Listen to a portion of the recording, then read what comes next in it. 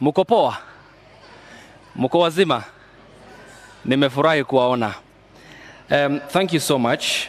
This is a great pleasure to be here.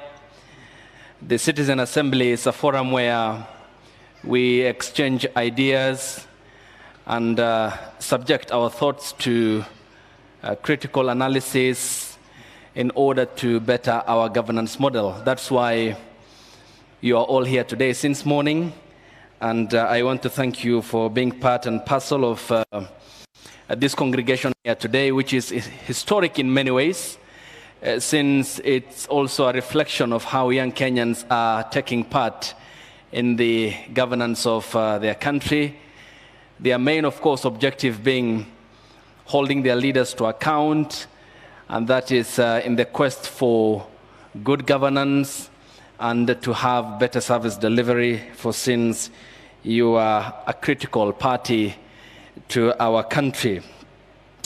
My name is Ayub Abdikadir. I'll be moderating the next session, which will be touching on the impact of citizen journalism in the contemporary Kenya and contemporary times, to be specific, because Kenya is just a representation of the community of nations across the world, the impact this has had in terms of Kenyans leveraging on technology to air out their grievances, make their voices heard, demanding accountability from their governments, both at the national and at the county level.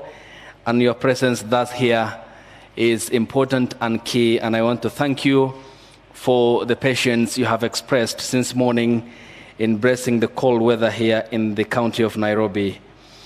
I'll be moderating the next session, which will be made by 4 fellow Kenyans, and I want to call them onto the stage.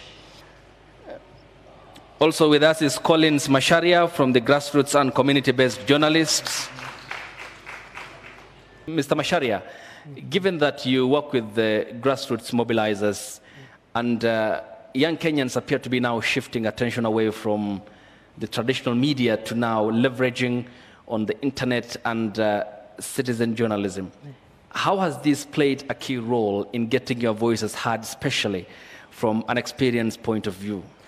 So, well, what I can say is that personally, So what I can say is that personally, that term citizen journalism is a very broad word, because personally, I'm a journalist who has gone through training from Aga Khan University, Africa Check for fact-checking. Understand, I've been given grants by Media Council of Kenya, and necessarily I've not gone for a diploma somewhere, yeah? It all took from a passion perspective, you know? I was passionate about storytelling. I was passionate about articulating issues of the people of the community. And how it has played a role is that by me being able to articulate these voices, because the mainstream, we have few mainstream medias in this country, if you look at it, yeah? Some are even firing people. People don't have that capacity. But when you are trained as a citizen journalist, as you are trained as a community media journalist, you're able to articulate the voices of those people who the mainstream cannot be able to cover, because the mainstream cannot be able to cover everybody, you understand?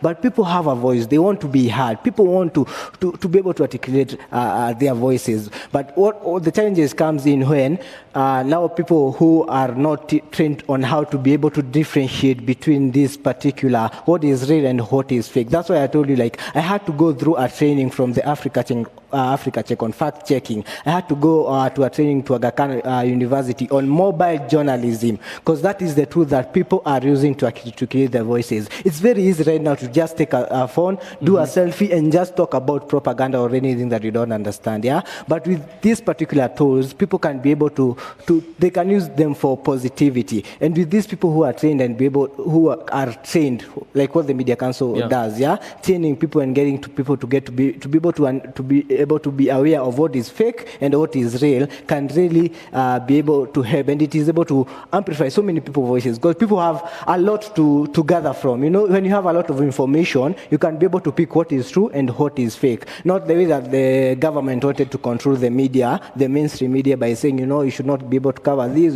should not be able to cover this. This gives citizen a one perspective view. You just have one perspective, and that is what you judge from. But with these particular tools and all these, it can be able to pick from various places and be able to come with your own judgment and on what is right and what is wrong. Yeah. And then how about then sieving the information before you get it out? Yeah.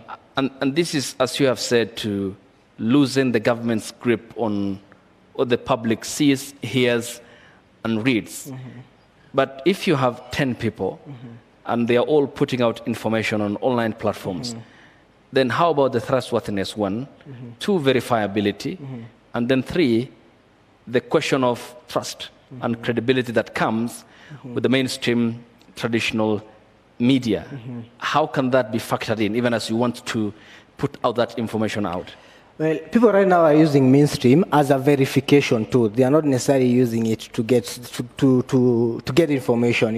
They are just using it as a verification, because even before the news goes to the mainstream, people have already known about it. Yeah, they just want to verify that it happened. Yeah, you understand. But with the basics of having so much information, the beauty is there. Having so much information, not being restricted to the information, because having that information gives you that intellect to be able to decide on what I want and what I don't want. And that's where now accountability comes in. You can be able to hold your leaders accountable, because now I can be able to follow on. You understand? I saw you when you are poor as an MP. How come now you have become a member of parliament? Now I see you throwing in the car. You understand? And that's now where the beauty comes in, that you can be able to follow on. And that's what now, when you talk about the deadline for verification, is that do your research, follow on.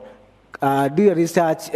Don't make your judgment out of one maybe video or one particular information that you get. And that's what I'm saying. The beauty is there in having a lot of information that you can be able to analyze and be able to come with a conclusion of your own decision. Okay. Ayub, yes. Just a minute before we continue, because also he touched on grassroots. How do you get to tell about grassroots and community-based stories? Let me tell you, people don't understand the power of this particular form, because as I said when I was starting, that the mainstream cannot cover everybody. They only have like 1 hour, and these days they have reduced it to almost 30 minutes because people are already aware of what is going on. For example, like for your case where your father maybe didn't get justice in form of the TSC, do you have a smartphone? If you have a smartphone, that is enough tool to create awareness, because that's what I even say, that the role of the media is to create awareness, but not to prosecute, nor to be able to, it's just to give you information, and they say information is power. If you have this particular mobile phone, you can be able to articulate your issues. You can be able to put your issues out there so that you can be heard.